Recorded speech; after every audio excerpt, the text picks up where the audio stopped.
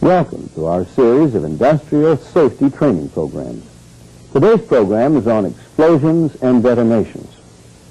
These are a real threat in any facility that stores or processes flammable materials. All that's required is fuel, air, and a source of ignition. If these three ingredients are brought together at the same time and in the proper proportions, the damage can be catastrophic.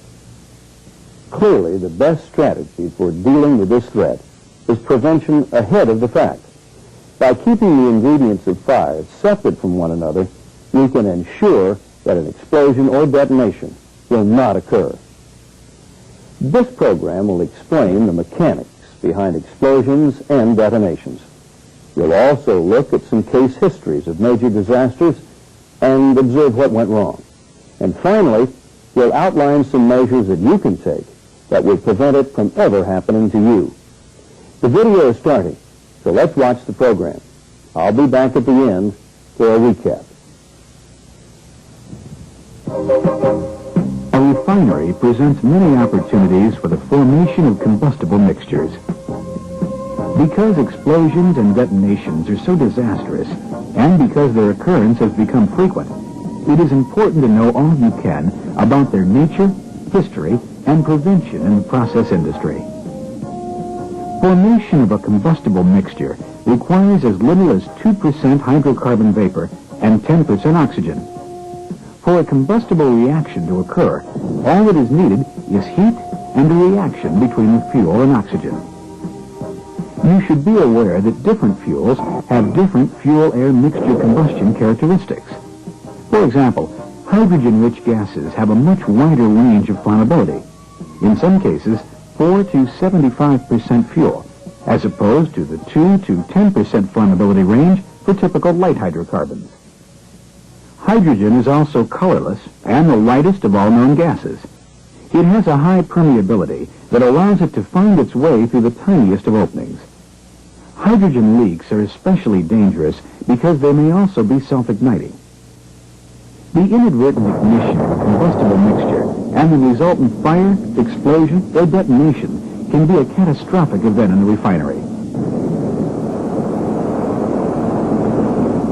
An explosion is defined as a combustion reaction with a self-propagating flame front. Think of an explosion as rapid burning in a confined space. The speed of the rate of burning depends on how explosive the conditions are. A detonation is defined as a combustion reaction which generates a flame front with a very high constant velocity. Think of a detonation as supersonic burning in a confined space. The destructive power of a detonation in a large, high-pressure vessel can cause brittle fractures and disintegration of process equipment and piping. The multiple reflections of the shock waves can produce an effect more than 1,200 times the initial pressure. In all cases, fire damage results. The degree of violence of the explosion or detonation depends on many factors. The combustion characteristics of the particular fuel-air mixture, the initial pressure, the geometry of the pipeline or vessel, and the degree of turbulence of the mixture are just a few of the contributing factors. Let's follow a field experiment in which 72 feet of aluminum pipes are joined. The line is then filled with a detonable mixture and ignited. That happened at supersonic speed. In slow motion, we can see that in almost instantaneous succession, there were 8 detonations in 72 feet of pipe. An explosion can easily turn into detonations with high-pressure effects within a relatively short length of pipe. These aerial views show what happened in one case, where such multiple detonations occurred in a crude oil pipeline that was being cleaned out. Just how ignition occurred is not known, but the explosion turned into a detonation and repeated time and time again. In this case, 27 miles of pipeline were destroyed. To find out how a detonation can develop and then renew itself over and over again, let's look inside a pipe. Keep in mind that what is shown here in a minute's time actually occurs in a split second. We'll fill the pipe with a highly explosive mixture and ignite it. As the gas burns, it gets hot. As the pressure rises, it sends pressure waves into the unburned gas. The waves pile up, forming a high-pressure zone called a shock wave, which moves at supersonic speed. At the same time, the flame front is constantly accelerating. The shock wave compresses and heats the unburned gas ahead of the flame front. This further speeds up the rate of burning, and the flame front travels faster and faster, soon reaching the speed of the shock wave. Pressure waves now pile up directly ahead of the flame front, forming a secondary shock wave. Almost at once, the pressure of the flame front reaches tremendous proportions. The resultant heat causes the flame to accelerate greatly, and the pressure continues to build. When the flame front overtakes the forward shock, we have detonation. Heat and pressure at their peak.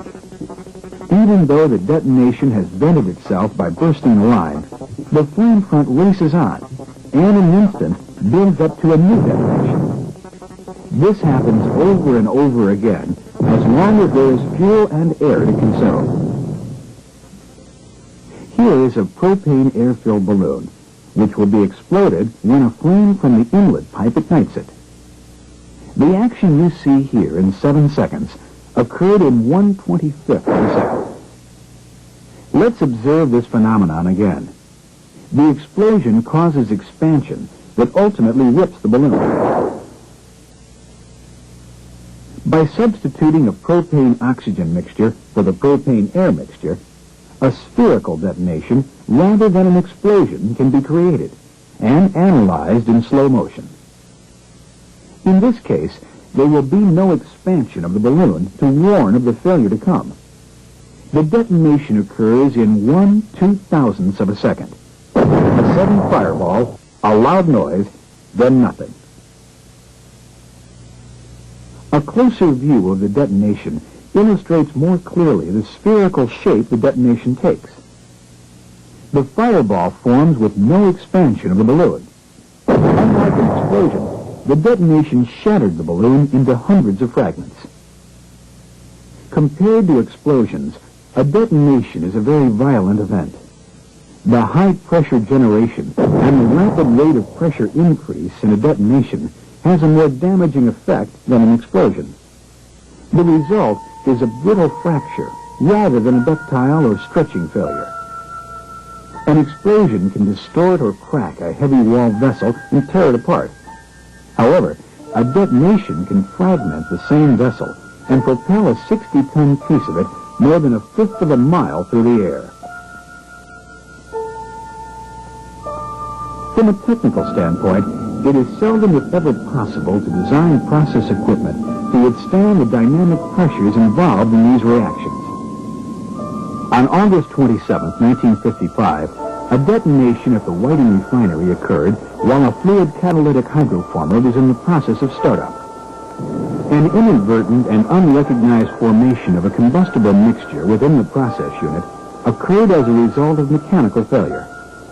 It is believed that the skin metal temperature of the recycled furnace tubes provided the source of ignition.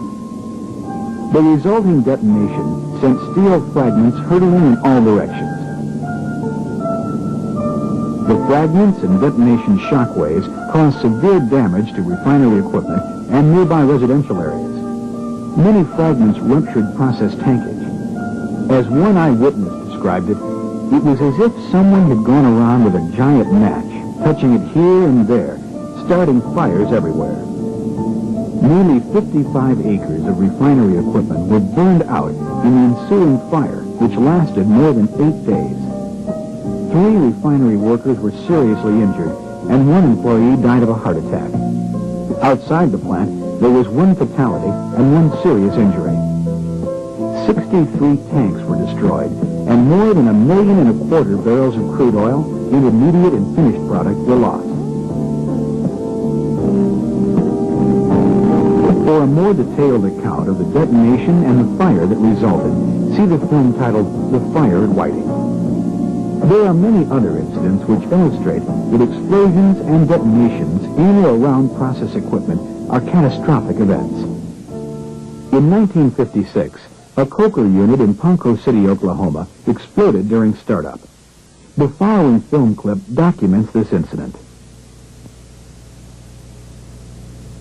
In accordance with the startup procedure following turnaround, cracked gas oil had been used as ram oil to flush out valves, drains, level lines, and pressure connections. At this time, there was air in the system.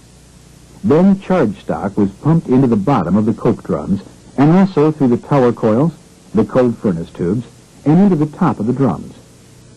Normally, air was released from the tower vent, and after filling, a pressure test was made. This time, however, the vent valve was not opened, and the rising oil level compressed the air in the system.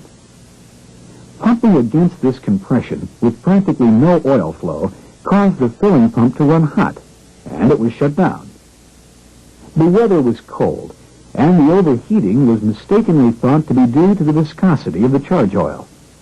To speed the operation, it was decided to switch to the feed pump and warm the stock with a small fire in the furnace, a procedure which was sometimes followed in cold weather. Now, as the heated oil entered the drums, it vaporized the light ram oil there on top of the charge. The charge flowed over into the tower. Here, the rising oil level produced a piston-like effect on the air vapor mixture above, compressing it and heating it. As pressure continued to rise, the trouble became clear. The vent valve was still closed, but even as the men went to open the valve, it was too late. An explosive mixture had been created, and finally the spontaneous ignition temperature was reached.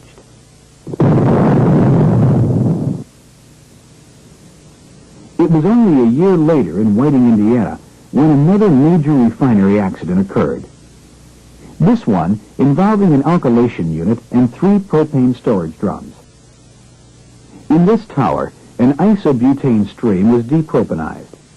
Oxygen, which had been used to sweeten alkylation feed, carried through the system and passed into the tower. Being lighter, oxygen went overhead with the propane. Since propane was a minor part of the original stream, the oxygen-hydrocarbon ratio was now greatly increased in the propane product. Thus, an oxygen-rich mixture went into storage. Being non-condensable, the oxygen accumulated in the vapor space.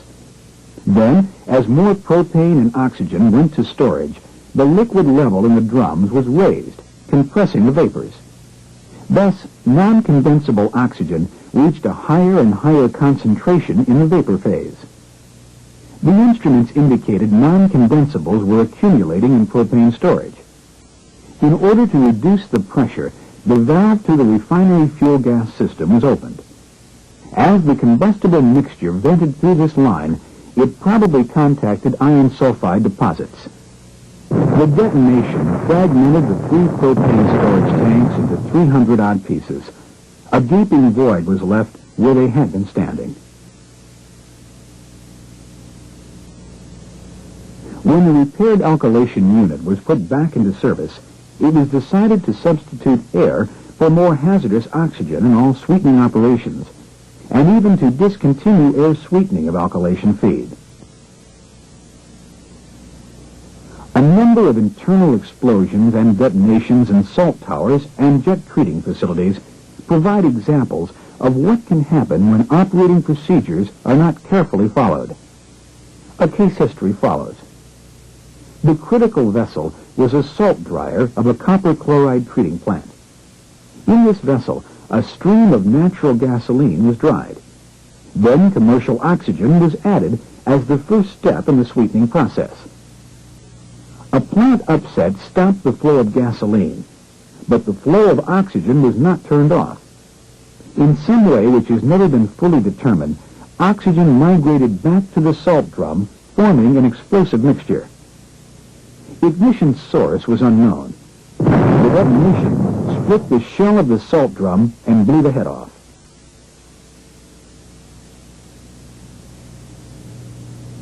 The case histories are many and provide valuable lessons for future safe operations. Your further review of the following incidents is suggested. 1958 Ingersoll Rand air compressor test piping installation explosion. This was a detonation of a lube oil mist. For further details of the following case histories, see the noted reference literature. November 8, 1963, the Texas City cat cracker regenerator explosion. See the Safety Digest, Section 2, page 29. The cat cracker spent catalyst carrier detonation. Safety Digest, Section 2, page 30.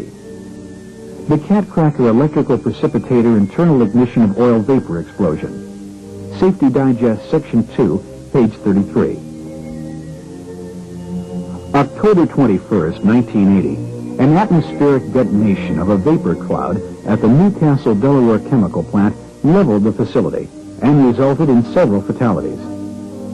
Atmospheric detonations of vapor clouds are insidious hazards, since only a fuel vapor discharge is required to establish the critical fuel-air mixture.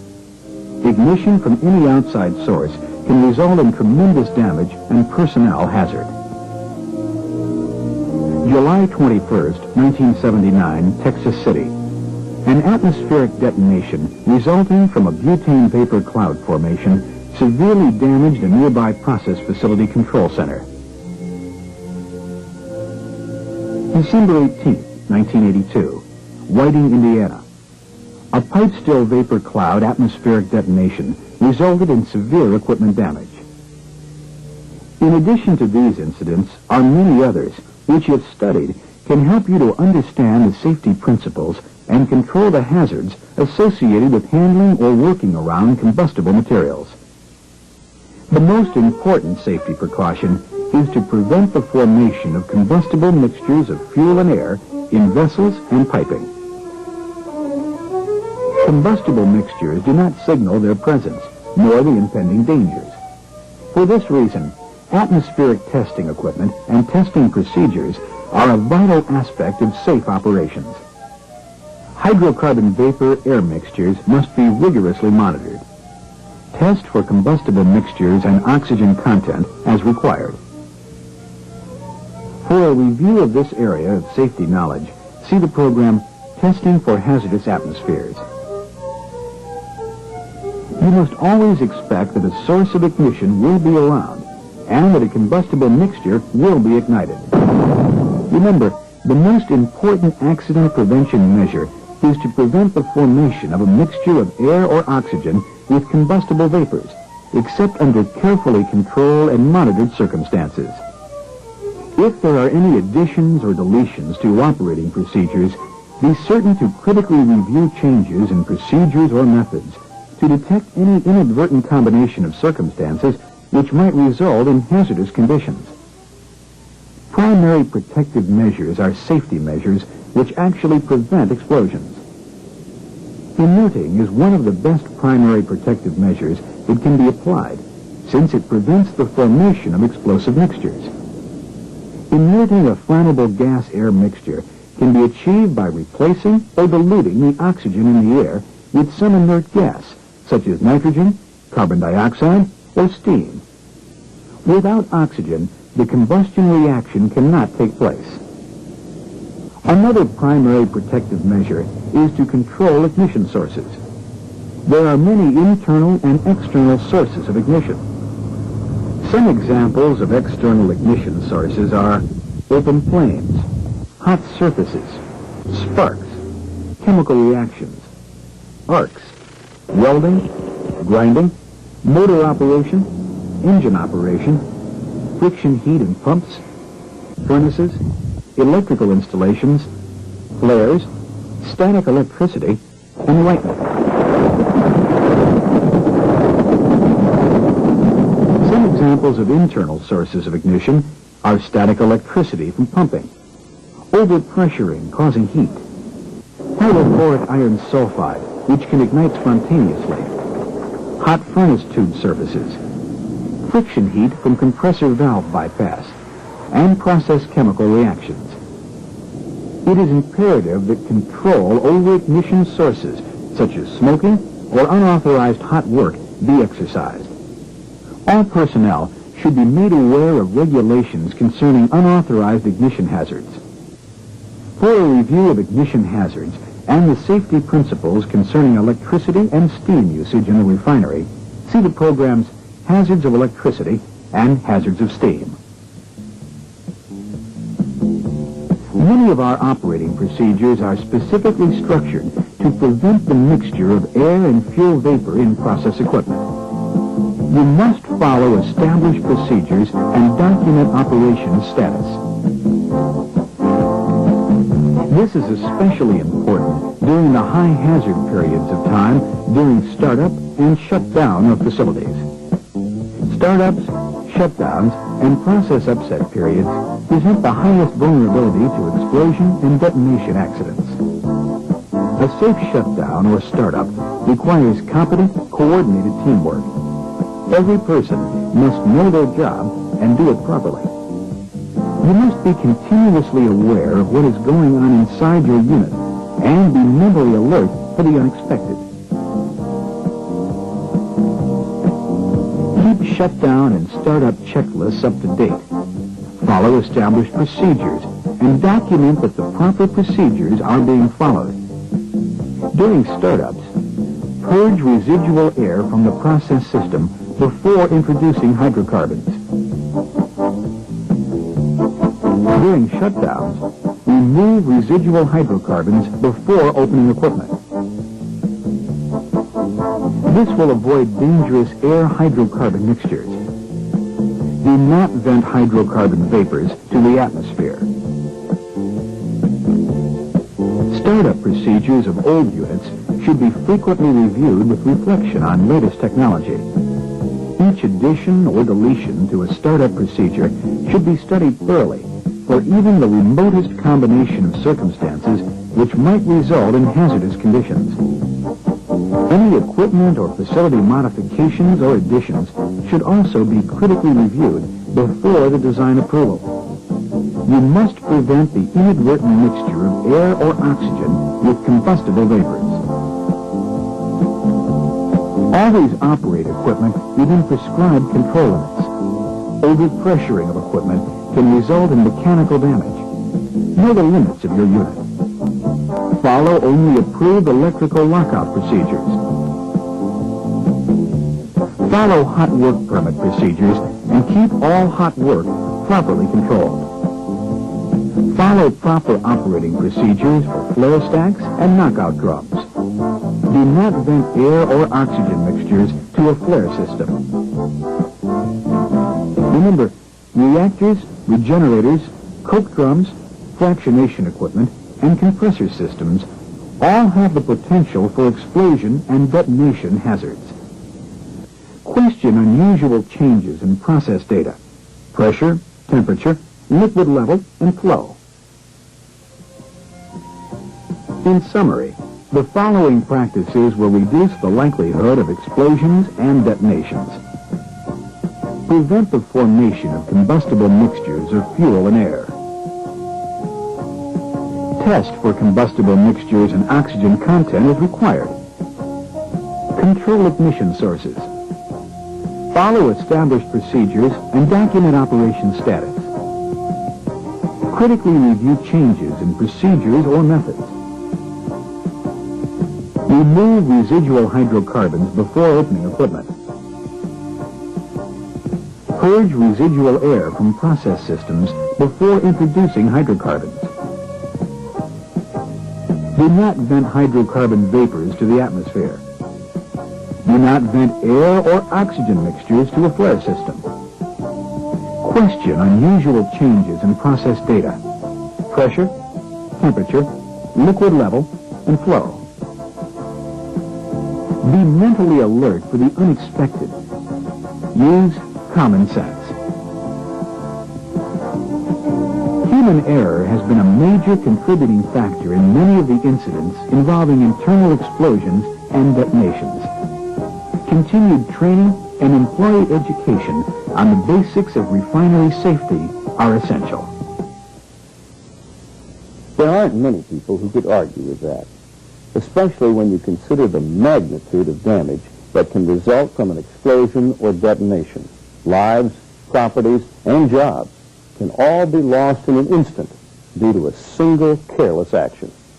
It's the kind of action that can be avoided by using your common sense and following the rules brought out in the video. From a prevention standpoint, probably the two most important rules are to keep fuel and air separate from one another and to keep all sources of ignition under control. If you can do these two things alone, the likelihood of an accident is greatly reduced. We hope that this video will help you to work more safely with flammable materials. With this goal in mind, thank you for watching.